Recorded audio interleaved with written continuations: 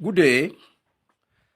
I'm doing this video to advise our brothers, our northern brothers, the political and educated elite from the northern part of Nigeria, to please, improve. They should get improved from their, approach to political issues in this country. Because in my own view, they have not improved, not even a little bit, from their primordial and, sentimental, psychology to political issues in this country. They view and react to political issues from the prisms of North-South, Muslim-Christian perspectives. This is quite wrong. It's wrong. For how long would they continue to live in this, born-to-rule mentality? Each time we have another tribe as, head of state and commander-in-chief, the North always find fault. They react to issue from that perspective of northern versus southern, region. And who tells them that, they represent, their opinion represent the entire northern states? No, it isn't.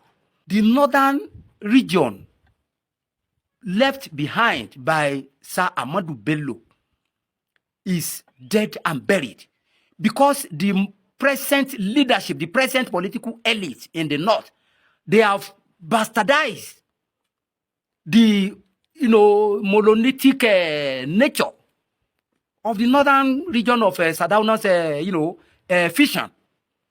So, each time they come out, they say we are Northern Elders Forum, Ariwa Consultative Forum. At least they should speak on national issue from patriotic, views. They should carry along every part of Nigeria when they react to national issues. So now that we have, another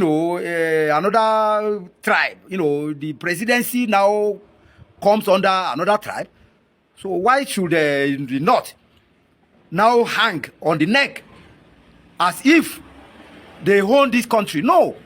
I think the piece of advice I have for them is to moderate their comments and be guided by patriotic sentiment to make Nigeria remain one and indivisible entity. There is a lot of division. There was a study by Harvard University in 2002 called fractionalization. That study empirically proved that where there is a heterogeneous environment, the more heterogeneous it is, the more fractionalized the country is. And they showed by empirical study that Japan and the two Koreas are the two most homogeneous countries in the world. And that European countries were also highly homogeneous in their composition. But that African countries tended to be the most heterogeneous countries on earth. Empirically proved. And that is one of the reasons why in Africa there is a lot of division.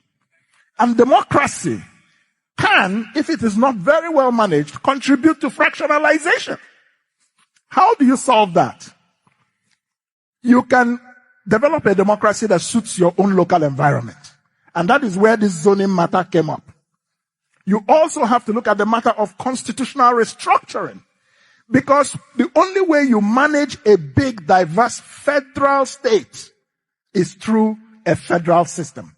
And that's why you see America is federalism, Australia, Canada, Germany, Brazil, India, so many countries that are big and also have heterogeneous populations tend to be federal states. But in Nigeria, we are running away from the matter of constitutional restructuring. Then we're not serious. So that's why we must come back to that matter. And then we must come back to the matter of zoning. In the matter of constitutional restructuring, we can look at, it's a debate. We can look at, should the presidency, for example, rotate across the 6 geopolitical zones? Switzerland Switzerland is a confederation. The presidency rotates every 2 years to every one of the 26 cantons in Switzerland. Are you more developed than Switzerland, that recognizes the fact that there are French Swiss, there are Italian Swiss, there are German Swiss, and then you have the Romansh. So in Nigeria, we tend to, I don't believe in running away from issues. Let's solve the problem. For our own peculiar environment, we should look at, one, a return to proper federalism. Because that is the only way we can also break the economic logjam we are facing in this country. Well, let's hope so. But the fact of the matter is, and why is this happening? It's because politics, vested interests, is what is running Nigeria's economy today. Nigeria's economy is not being run by sound economic principles or competence. No. We got a letter from America in June 2006 listing a number of people to be investigated. Atiku was one of them. Atiku was one of them. That letter went straight to EFCC.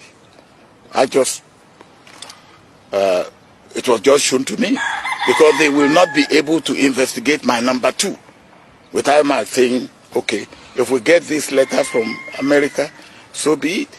And I could not, in good conscience, ask my number two to be investigated. But the Americans wrote and asked, among others, that he should be investigated. And that we cannot rule out. So no. At that time,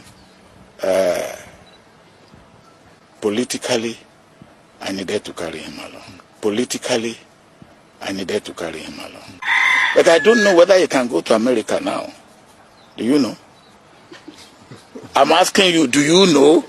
I know he travels. To where? He travels to where? To Dubai? Atiku Abubakar. It's like the dust is settling from off.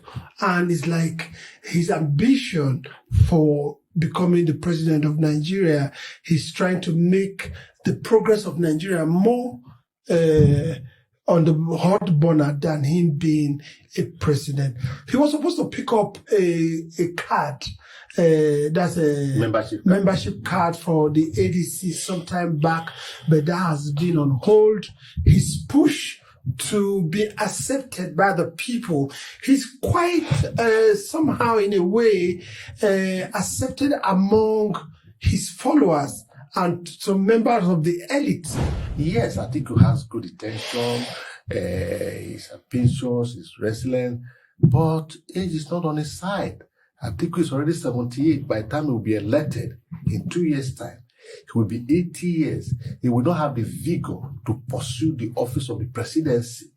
And they believe strongly that Atiku should take the back seat and be a good elder statesman, just like you described him.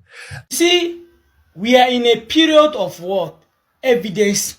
We are in a period of what? Evidential system of politics. We are no longer in a period whereby somebody will come and give us a blatant empty promise to convince us to support. We are no longer in a period whereby somebody will come with a system of regionalism, religionism, fanaticism for us to be supported. No. Nigeria is in dire need of what? A competent leader, a leader that have what it takes. You understand? So Nigeria have options to choose before 2027 election. And this option is always open for the world, those that have eye to see. Now let's look at the world. The option before us, Atiku Abubakar and Tinubu. Let's do them arithmetic. Let's check the experience with vision. You understand? Atiku Abubakar, experience with vision. Tinubu, power without direction. Now let's talking about leadership capacity. Let's talk about leadership capacity of Tinubu and leadership capacity of Atiku Abubakar. Tested, trusted, and globally connected. Struggling with coordination and direction. So Atiku Abubakar, when it comes to tested, is 84%. When it comes to take a leadership capacity, Tinubu is 45%. Atiku Abubakar is the vice president of Nigeria, and that opportunity alone has established him as the most strongest vice president in the entire region of Africa. There is no vice president that is as strong, as more tested and trusted like Atiku Abubakar. In the other way around, Tinubu was tested, was given the mandate of Nigeria president, and he doesn't even have the direction. He has been struggling left and right, up, back. You understand? That's what we are talking about today. Then when we're talking about economy vision, clear blueprint for job creation, industrialization, and foreign investment. 90%. Economy in free fall. Harshly dipping daily. 40%. You see now, Tinubu as a president of Nigeria, the economy has been collapsing, the naira is devaluated, everything has come, there is lack of job opportunity. So Atiku Abubakar, who was tested as a vice president in 1999 to 2007, the role he played in investing in Nigeria economy, up to today, he has given 90%. Now, national unity, Tinubu division politics, ethnic favoritism, and broken trust. Inside 100%, he gave 42. Why what? Atiku Abubakar national unity, a 3 unifier across north, south, east, and southwest, 88%. We have not seen that Atiku Abubakar has built his world political base irrespective of your religion, irrespective of your region. The South has established a strong relationship with the people of the South, even in a marital status, in a business. The same thing with the Southwest. And they know he has spread and well accepted across all the country. But in the other way around, Tinubu was tested with the mandate of our national politics, which most of his appointment has come from one section, which is the Southwest. Inside that Southwest, it must be Yoruba. He has tested and he has proven to be a national tribalist and a nepotism. The international reputation, respected statesman with strong foreign ties, 80%. Embattled with credibility and image crisis abroad.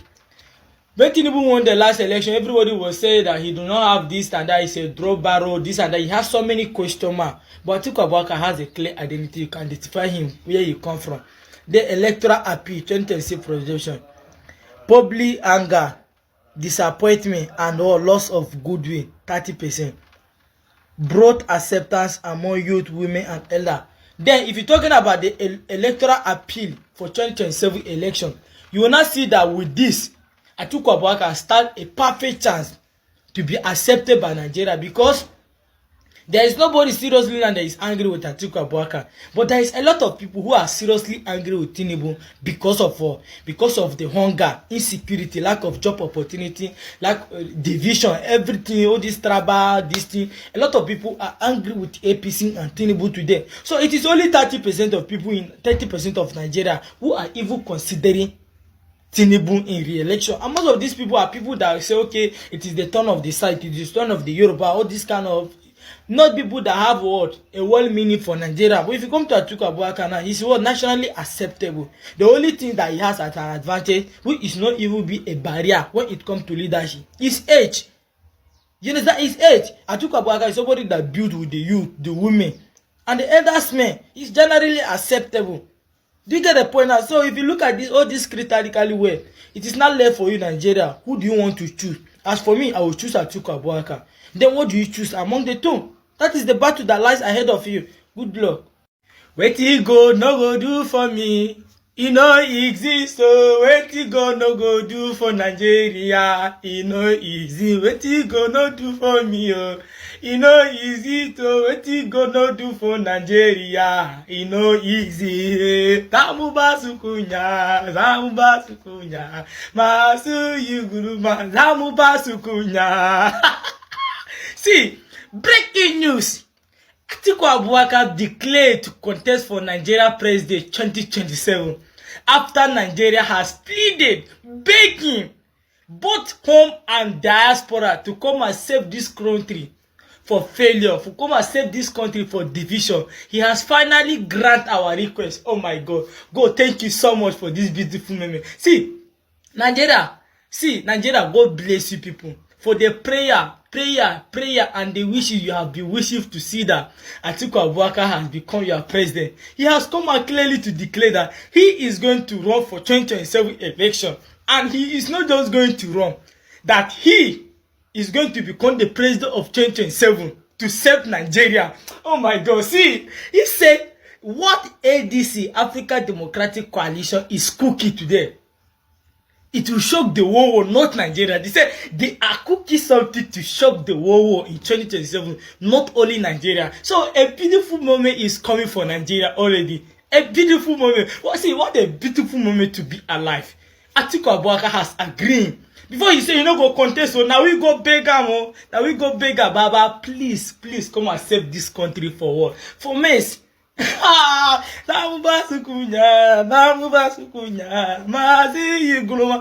you need to be celebrated. Good time has come. You understand? Good moment has come for you to celebrate. Rejoice. Back, I think it has gotten to where every Nigerians should consider all this thing that it is only division they can make this country progress because of the way it is.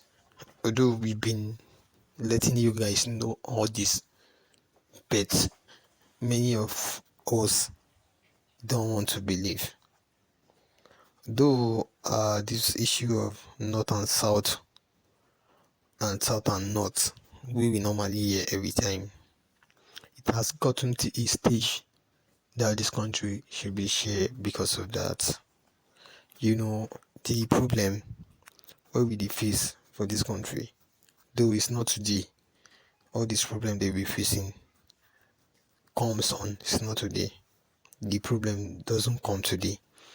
The problem has been there right from where this country was created.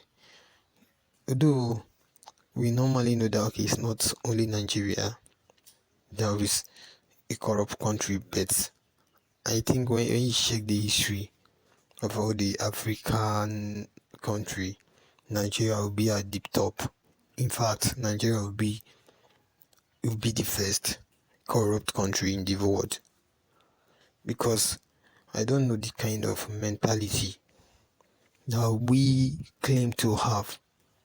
You know, see, we that are inside this country are the problem of this country, not the country itself.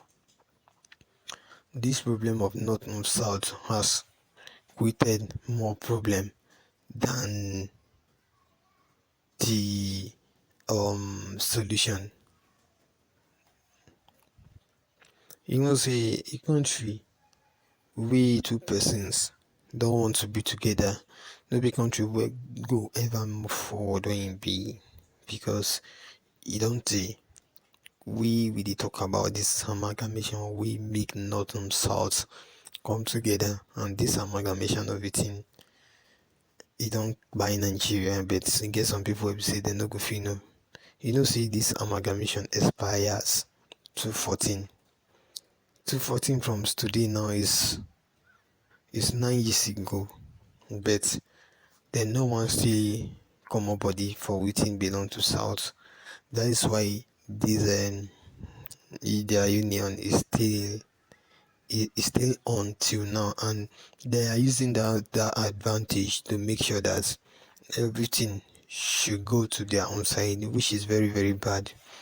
You see this presidency of it in. You see this presidency of it in. You don't see we this man called Atiku.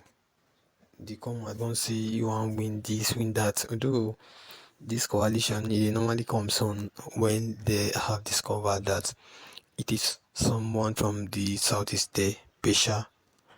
We go wait see where it starts. Make all of them from there not come down, because they don't do 80s where they don't do any good thing. We think we get to talk. Thank you.